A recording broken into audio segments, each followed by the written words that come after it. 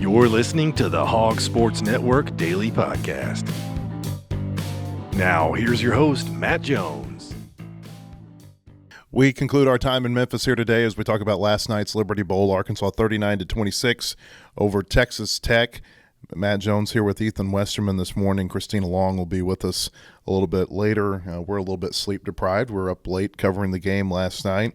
But the Razorbacks end their season 7-6 with the win over Texas Tech. And Ethan, I thought it turned out very similar to how I thought it would turn out, in that, I thought Arkansas had the better quarterback play going into the game. Well, that was true. Taylor Green, big game for Arkansas, over 400 all-purpose yards, 3 touchdowns.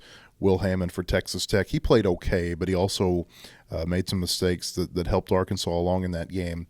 And then, I thought, too, that Arkansas would be able to take advantage of Texas Tech's defense. That was certainly the case, especially before halftime. First quarter, they had 3 big chunk plays that all led to touchdowns or were touchdowns. And then, the other thing that I said yesterday is I thought that Arkansas's strength of schedule helps them in a game like this where, you look at Arkansas and you could probably say that they played 4 teams that were better than maybe the best team that Texas Tech played. For sure, and I kind of thought going into it as well that, had Texas Tech been able to keep some of those guys, wanting to play, I know some opted out, like the receiver, Josh Kelly, of course the quarterback had surgery, Taj Brooks ended up not playing. That was a question mark going into the game. Had they kept some of those guys, they would have been fine. But whenever it comes down to both teams kind of having their not normal guys, and Arkansas does have the stability at quarterback, I kind of just favor SEC depth over Big 12 depth in general. Just there's not anything you can do to make up for the size difference, especially, you just saw the Arkansas defensive line. It just felt bigger to me all game. They just, I know they didn't really, I think maybe the only sack was the safety by Anton Junkaj, but they just felt like they were really disruptive all game. Yeah, that was the only true sack, and then there was a sack credited for the intentional grounding toward the end of the game. You take away sacks, and Talon runs for, I think it's 97 yards, sack adjusted, and you throw that with 341 yards. It's the type of dual threat game or dual threat performance that, is why Arkansas and other teams wanted him out of the transfer portal last year. I thought it was probably the best game that he's, I don't know if I'd say it's the best game he's played, but it may have been the best game that he's played against Power 4 competition this year. I can't remember another game when he was any better than that.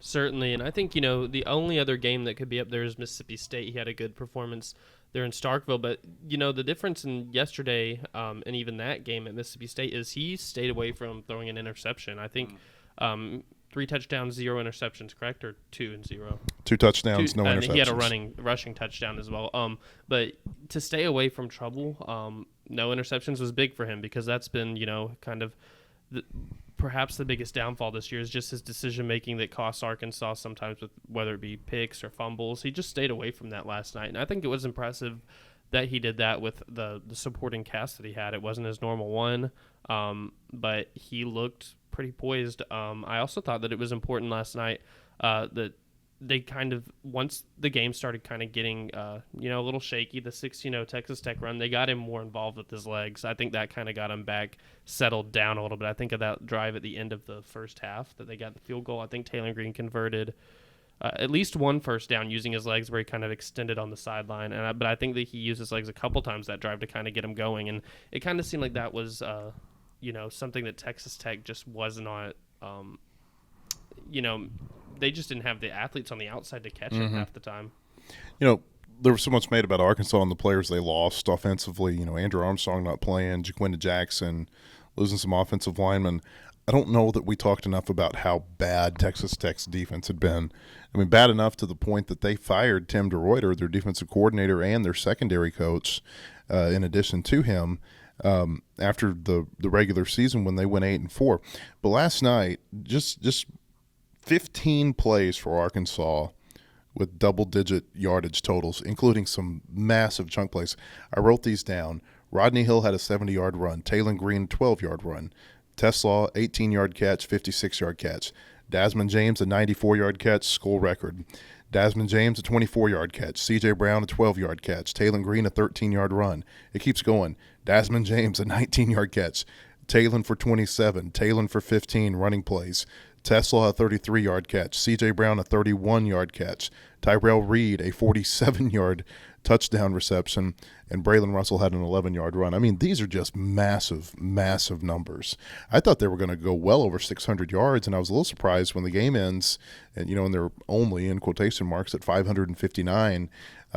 It did slow there, but for a while it looked like Arkansas might break a school record offensively. You just don't see these types of chunk plays very often.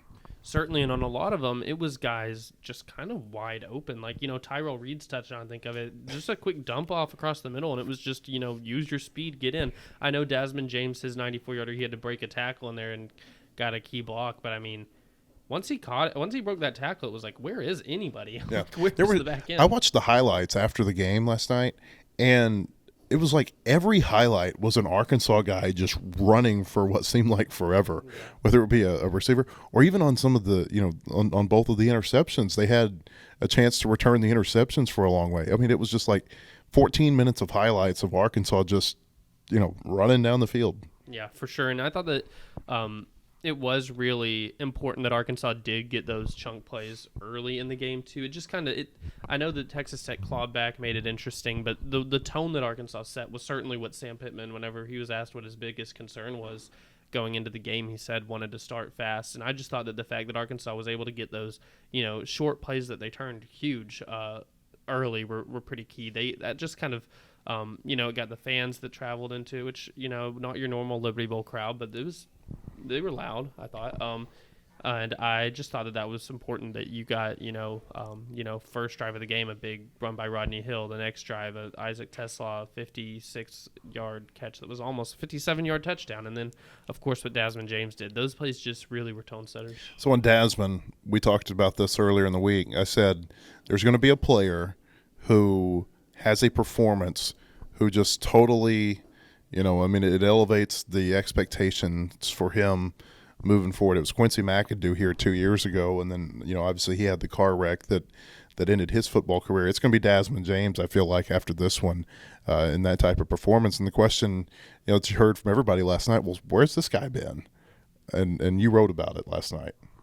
Yeah, I mean, it is a valid question of, you see a guy do that. It's like, how to come he didn't get much. There was a suspension earlier in the year with him. There was at least a one-game suspension for him. Yeah, I don't know if that affected his playing time at all, but anytime there's a suspension and somebody doesn't play in a lot of other games, I wonder if maybe there's some sort of correlation between it. And that's one of those things, like, you had to bring it up, that it, scratched something in my brain that I had forgotten, because he was one of those guys that just whenever you go to practice and stuff, it's just hard sometimes to see a potential of a guy like that without a game action, where they're not out there getting to use their track speed to make a big play. And just the truth is, I know a lot of people were asking after the game, like, where was he all year?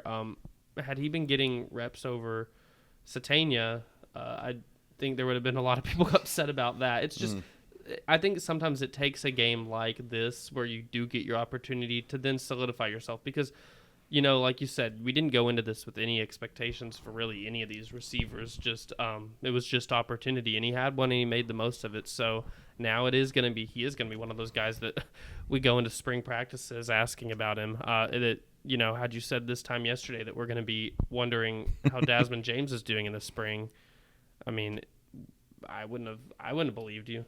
There were a lot of players who stepped up. Desmond James, 3 catches, 137 yards. Tesla had a big game in his last outing as a Razorback. Rodney Hill had a 70-yard run, like I mentioned, ended up with 81. Tyrell Reed, the big game. I mean, Pittman said afterward, he said, just because they haven't played doesn't mean that they're not any good. It just means there's better players, ahead of them. I will say this about James. You wonder, is this sustainable, or is this just he had the night of his life?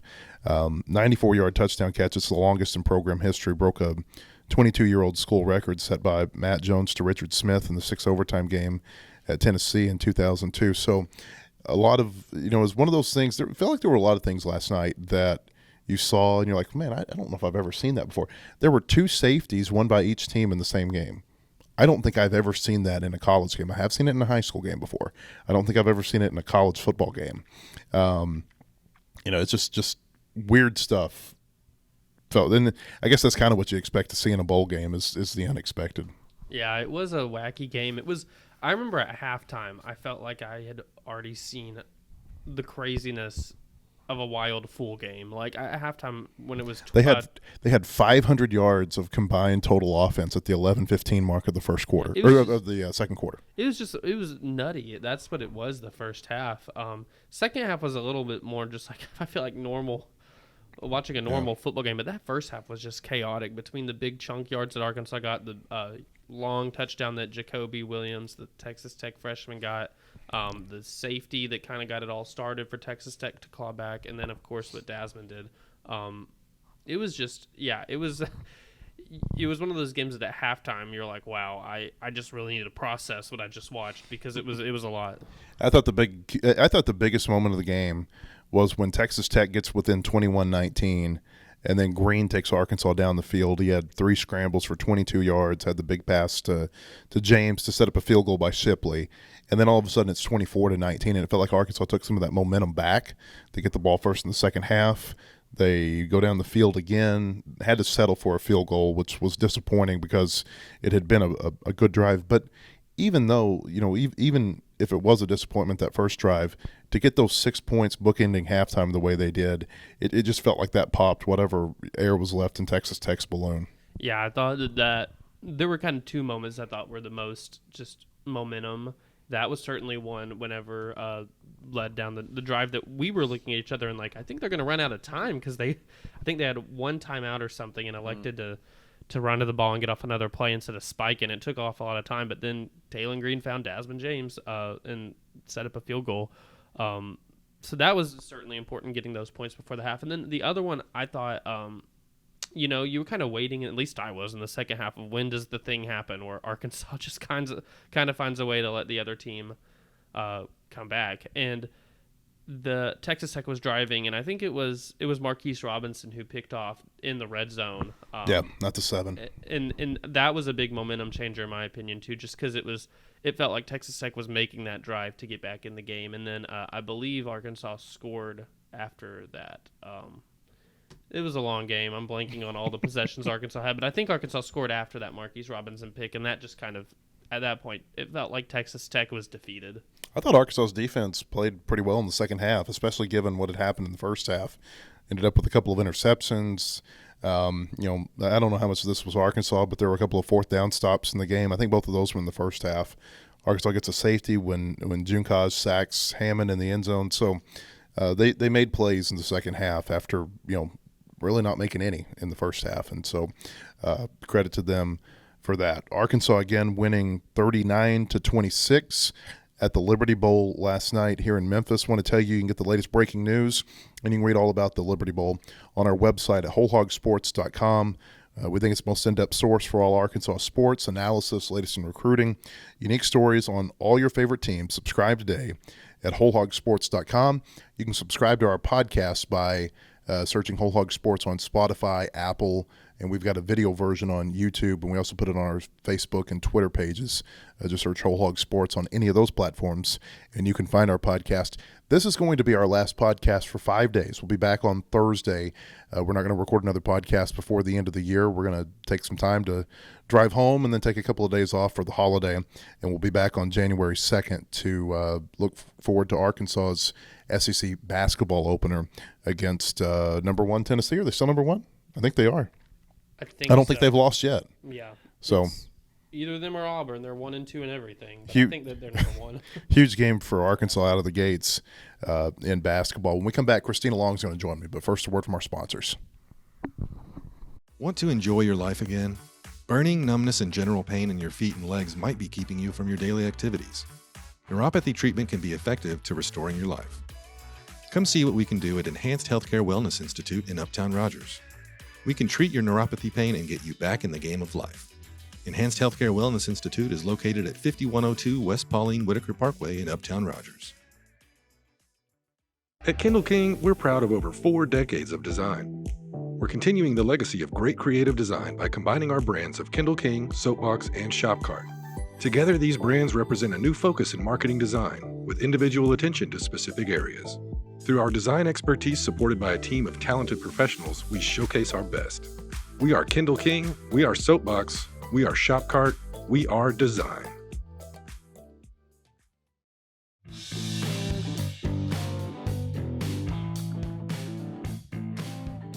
Hey, welcome back. I want to tell you about our friends at Enhanced Healthcare Wellness Institute.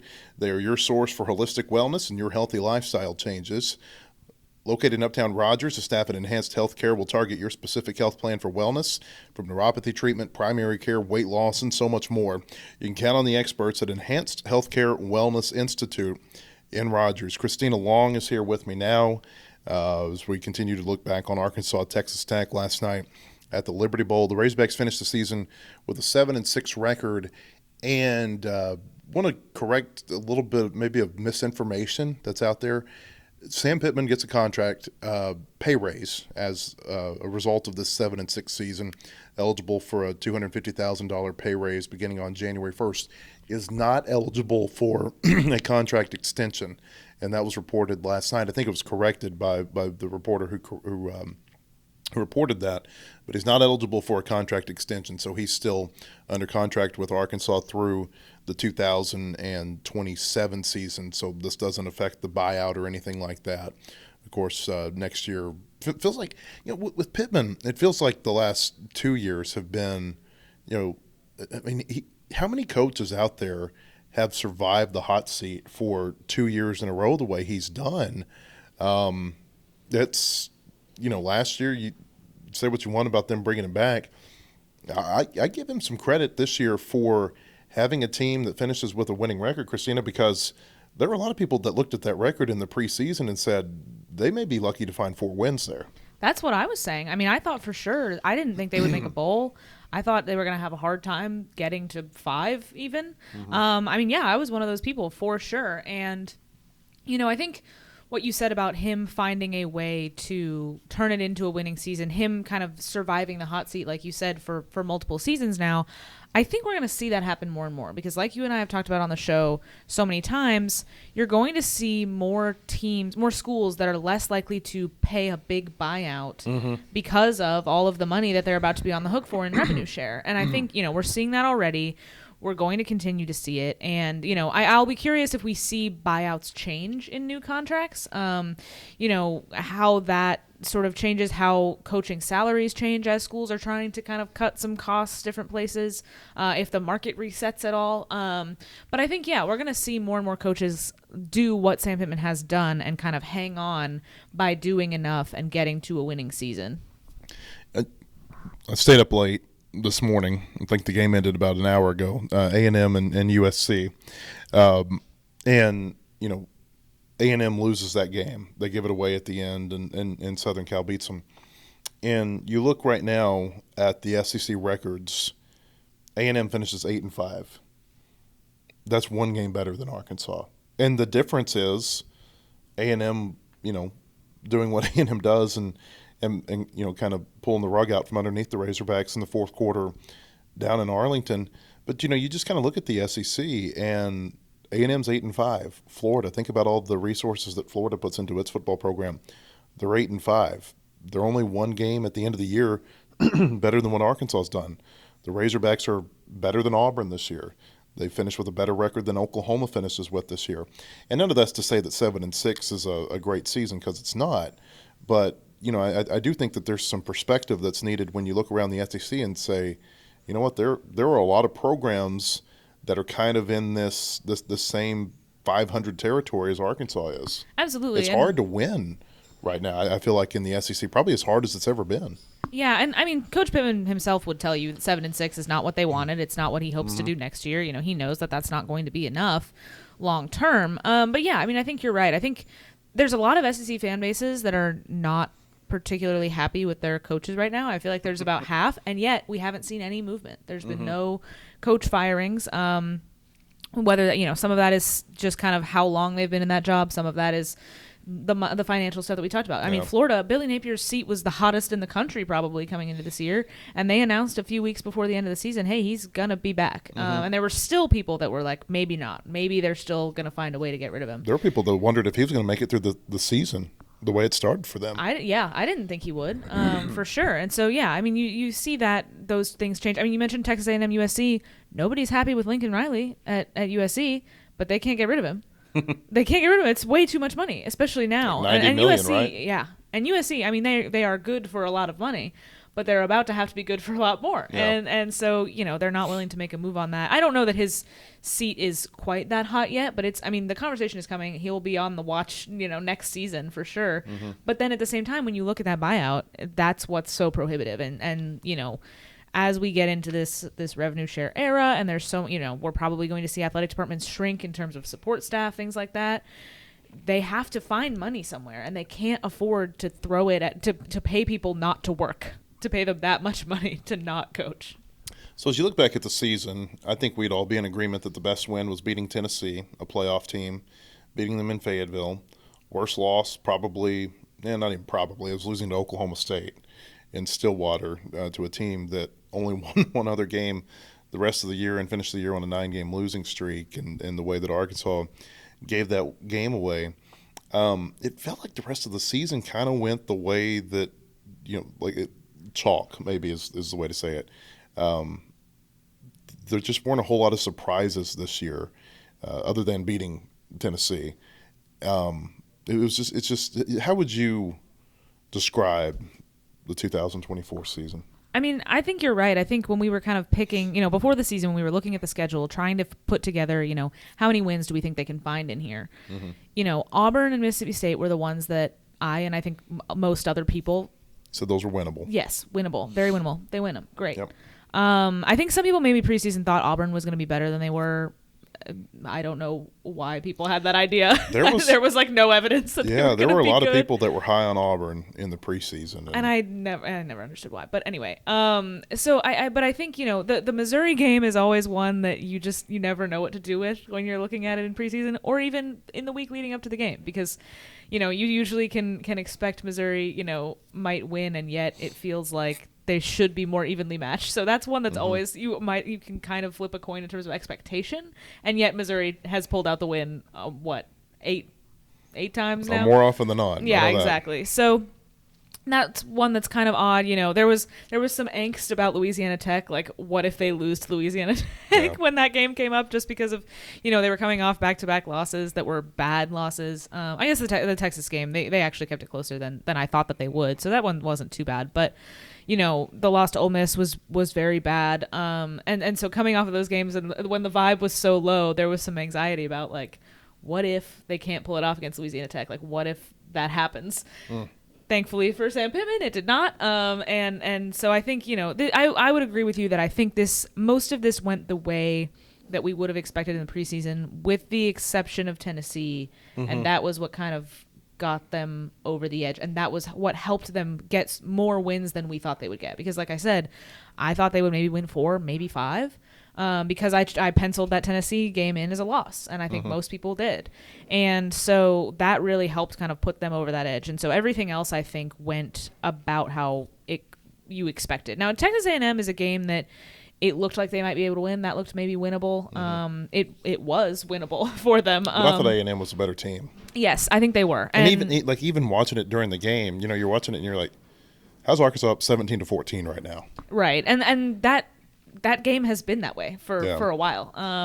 And so that's one where it looked like, hey, maybe they could, you don't maybe mark that as an automatic loss when you're kind of looking at the schedule before the season. But yeah, I mean, I would agree with you that overall, with the big exception of the Tennessee game, this wins losses wise, this went about like we would have drawn it up. I think we can all agree that Bobby Petrino was a good hire as an offensive coordinator. I mean, like you can see real, and we wondered about halfway through the season, are we seeing progress? Because the efficiency scores weren't great, and then they went to Starkville, and you can eat on that statistically for the rest of the year. They got a lot better this year on offense, and now if they can keep him next year with the same quarterback and with some parts returning also on offense, I think that there's some excitement about some of the receivers they're bringing in, whether it be Sharp from Fresno State or getting Courtney Crutchfield to come back from Missouri. I guess the point being that I'm very intrigued to see how his offense could look in year 2, versus what it looked like in this first season. Exactly. I mean, you mentioned the Mississippi State game. That was a game against a terrible defense, and they put up crazy numbers. Last night, we saw them put up big numbers against a really bad defense. I don't think Texas Tech is Mississippi State bad, but they were among the worst in the Big 12. They were a bad defense.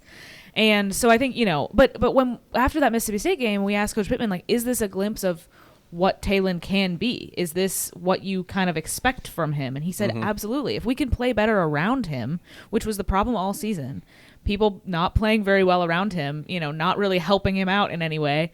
If we can play better around him, then this is the kind of result that we can see. This is more like what we expect and what we want.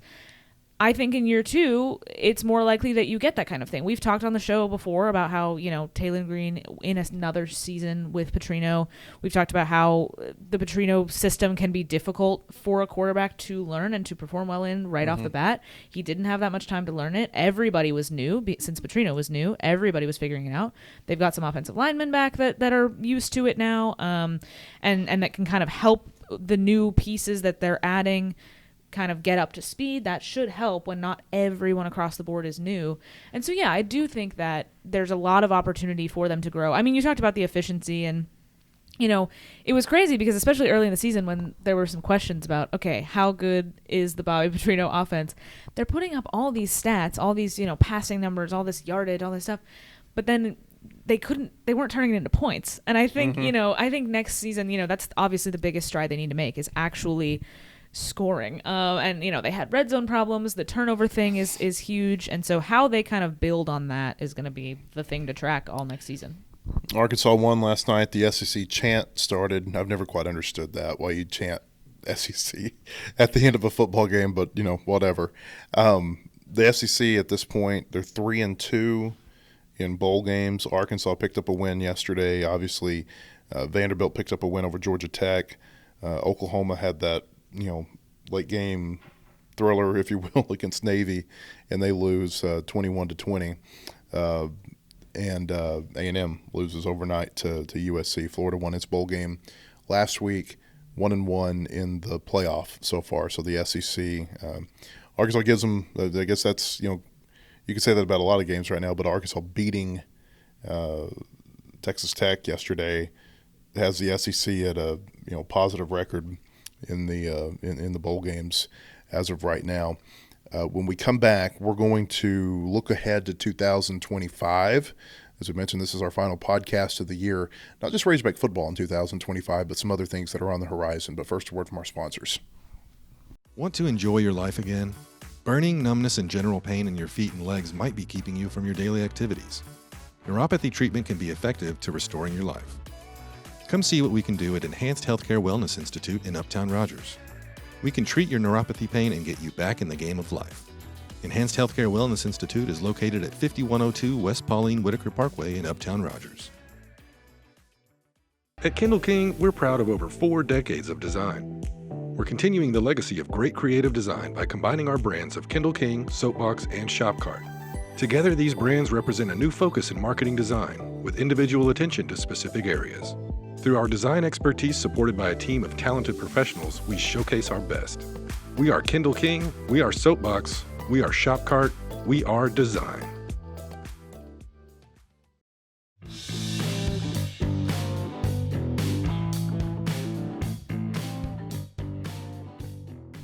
Hey, welcome back. I want to tell you about our friends at Bentonville Glass. They've been serving their community since 1971.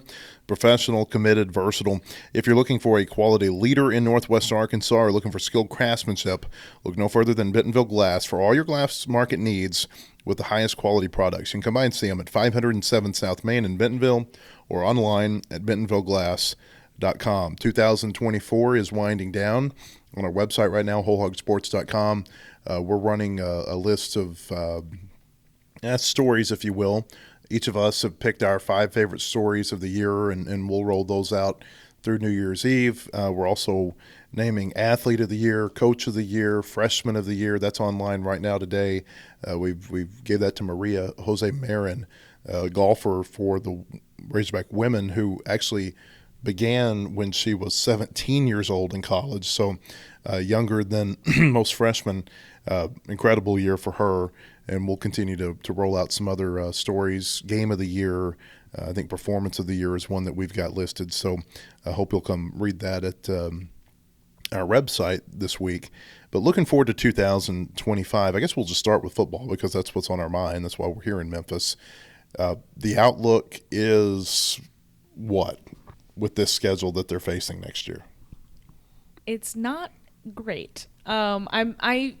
Yesterday's result helps a lot in terms of the off-season optimism. That's what we talked about on our little pregame show we did yesterday, was about how 7-6 feels so different than 6-7. I mean, look at Oklahoma and probably how their fans are feeling right now versus how Arkansas fans are feeling this morning. Exactly. It helps so much to have that. I don't think it necessarily wipes away the problems of the season, but it gives people a much better taste as they go into these months without football. But as soon as you look at the 2025 schedule, it's really hard. It's a lot like, the one prior. It's a lot like last season's schedule in terms of the non-conference being really difficult.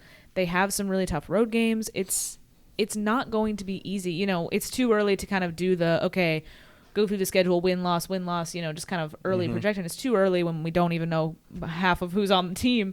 But it's going to be really hard, especially with the way they've set up their non-conference. I mean, Arkansas State, Memphis, Notre Dame, those are all obviously Notre Dame, but even, Memphis and Arkansas State are really good and will be difficult non-conference opponents. They have done themselves no favors. They've given themselves no easy games. They opened with Alabama A&M, right? And then it doesn't get any better from there. But, I think what this year probably should teach us is that what you expect to see and what you actually see can be two very different things. I wrote something before the season that I think over and it came true this year too, but over the last 4 years in the SEC, there's been at least one team that's improved its win total by at least 4 games over the year before. And this year there were 2 teams, as of right now, that improved their win total by 5 games over last year. Vanderbilt did it. They went 2-10 last year. They're 7-6 now. South Carolina still has a bowl game to play, but they've got 9 wins. And so there's that. And then there's always disappointments on the, like we were talking about Auburn. They didn't live up to the expectations that I think people had for them. And so just, that's what I would say looking forward to the 2025 schedule. Yes, as things stand right now, it looks very difficult, but let's see how things look in July, because it may look a lot different than things look now. And then obviously, what you see on the field, especially in this era when you have such mass roster turnover every year, I think it is hard to figure out what teams are, or to project what teams are going to look like, because there's that element that doesn't get talked about a lot, which is the locker room, and about how players feel about each other and how players feel about their coaches, and how the team comes together or does not come together in the off season, and that can play such a huge role in the on-field results. It can, and you also, there's teams every year that end up not being as good as you thought they were going to be, or better than you thought they were going to be. I mean, I think a lot of the teams that Vanderbilt beat this year, probably when they looked at their schedule before the season, said, okay, that can count that as a win. And then look what happened. And you can say that about a lot of, you can say that the opposite direction too. And so there will be teams on this schedule that we look at now and say that's a really hard game. And then based on how next season goes, that you might get to that, actually the date of that game, and go, actually, this team is not that good, So, we'll see how it plays out. Like you said, come July, it could all be totally different. By the time the season's actually rolling, it'll be different. But yeah, I mean, I think you're right as far as, the relationship aspect and the locker room aspect. I think Arkansas will have some improvement in that next season, just because there was so much that was new this year, not just in terms of players, but, with Coach Petrino, everyone was kind of starting from square one. And I think now when you've got some people that are coming in that are already comfortable with this kind of system, literally in terms of scheme, I think it'll be easier to kind of, be able to get everyone, all of those new pieces kind of adjusted and adapted sooner. We're going to find out in 2025, can John Calipari take the Razorbacks on a March Madness run. They got to get to March Madness first. The SEC basketball is so good right now. I mean, I think there are going to be teams that get to the tournament who have losing SEC records just because, the wins that you get are going to, help bolster your resume so much and, maybe help offset. And, and then, the losses that you have are probably going to be quality losses. So that's something that we'll be looking forward to here this year. Women's basketball, what happens with Mike Neighbors? I don't know, but it has not been a good non-conference season for them. They'll play UCA this weekend, and then they'll go into SEC play where they were picked to finish last in the conference. And based on some of the results that they've had to this point, you have to believe that it's going to be really hard for them to win more than a couple of conference games. It might be tough for them to get to 10 overall wins this year. And so that'll be something obviously worth watching. Baseball, I think that this is as talented a team as Van Horn's had in quite some time. The pitching looks really good, but I think that the lineup looks different than we've seen in quite some time. It's a lot more versatile lineup. You've got some home run hitters, but you've also got guys who are your singles guys. They're going to run the bases a lot more. They're going to steal. So I think it's going to be a real fun year watching baseball. So, and that's just in the first half of 2025. I'll make a bold prediction too. I'm going to say that one of Arkansas's, it may not be that bold of a prediction, but anytime you predict a national championship, I think it's bold. I think Arkansas is going to win a track national championship, either men's or women's, indoors or outdoors. Yeah, I mean, it's probable. Yeah.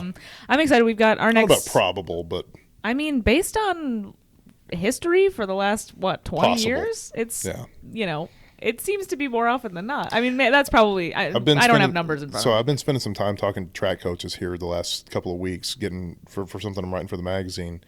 I think they like their teams, and they've got some, no surprise here, but they've got some really fun.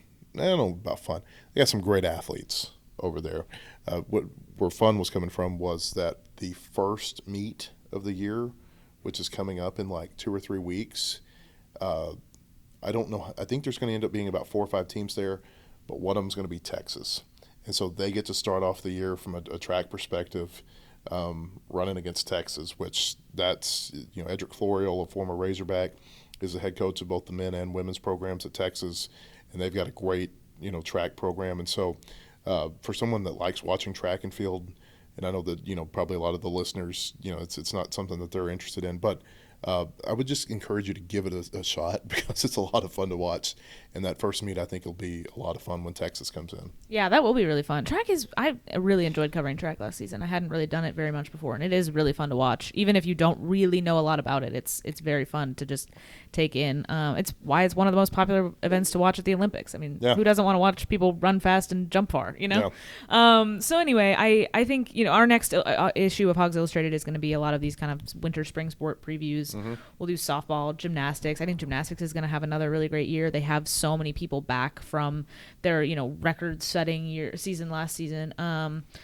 So gymnastics, softball, track. We'll have a little bit of golf in that too, and then we'll have our big baseball preview issue coming out right before the season starts in February. So we're excited about all of that. This is, I think last year I remember writing something for the magazine about Arkansas being a spring sports school. You talk about basketball schools, football schools. Arkansas is a spring sports school in terms of the ones they're best at. Softball obviously has been really good. I'll be curious kind of what this season is going to look like for them in terms of expectation, what they've got back, what their schedule is like. They're still trying to kind of break through in the postseason. And I know Ethan's going to have tons of coverage with that. So, I mean, it's an exciting – the spring is always really fun. It's a reset. You get into – spring football is fun because it's full of hope typically because people are getting excited to get to know all the new players and everybody. In the spring, everybody's really good and everybody's making great plays and looking really great depending on who you ask. So, I mean, I think all of our spring coverage will be exciting just because this is where these programs kind of thrive. Any resolutions? Oh man, I don't know. I haven't thought about it too hard yet. I try not to make super strict ones because I don't want to be mad at myself when I don't reach them. I try to just kind of generally think on some goals I have. I'm running a 10K in April for the first time. I'm not really a runner. I've picked it up in the last year, so I'm excited about that. 6 miles is a big deal for me personally, so I'm pretty excited about that. I'm on sleep. I want more sleep. Get more, in 2025. We'll see if not less. that actually works out. Yeah, not less sleep. That's not a resolution. More sleep. That's my goal for this next year. So, hey, we appreciate you being with us. Hope you have a happy new year. And again, we'll be back with another podcast on Thursday to look forward to Arkansas, Tennessee basketball over in Knoxville. Happy New Year, everyone, and have a great day.